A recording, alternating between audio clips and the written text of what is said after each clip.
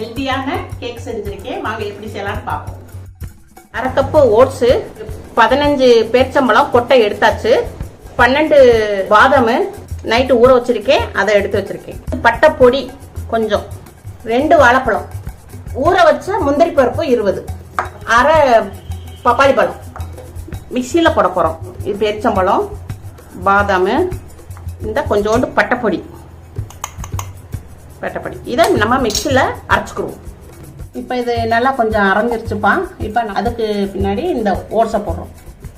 ஓட்ஸை போட்ட பிறகு 2 ஸ்பூன் தண்ணி ஊற்றி அரைச்சிருக்கு.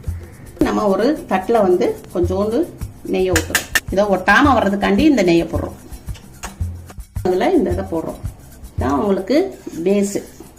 இப்போ எல்லாத்தையும் நம்ம சமமாக்கியிருக்கோம்ப்பா. எல்லாம் கரெக்டாக ஈவனாக தட்டி விட்டு இது ஈவனாக எடுத்துட்டோம். எல்லாத்தையும் சரியாக கரெக்டாக வச்சுட்டோம். இப்போ அதுக்கு அடுத்தது அரைப்போம். இப்போ நம்ம ஊற வச்ச முந்திரி பருப்பு, அதுக்கடுத்து வாழைப்பழம், இதை நம்ம மிக்சியில் அரைச்சிக்கிறோம். பேஸ்ட் பண்ணியிருக்கோம். செகண்டு லேயர் போட போகிறோம். இதை நல்லா இப்படி பரப்பி விட்டுறணும். கரெக்டாக லெவலாக பரப்பி விட்டுறோம். இப்போ நல்லா ஈவனாக வச்சாச்சு கரெக்டாக.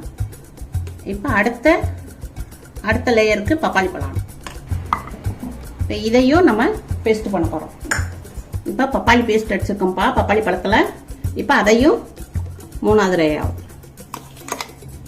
இப்படி நல்லா சரிசமமாக நல்லா பரப்பி விடணும் சார் கரெக்டாக.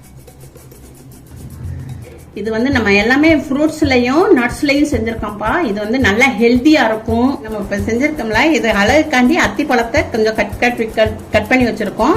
இது வந்து செரி பழம். இதை வந்து நம்ம ஃப்ரிட்ஜரில் ஒரு 3 மணி நேரம் நம்ம வச்சுட்டோம்னா அது கேக் அப்படியே ஆயிடும். உங்கள் வீட்டில் நீங்கள் செஞ்சு பாருங்கள்.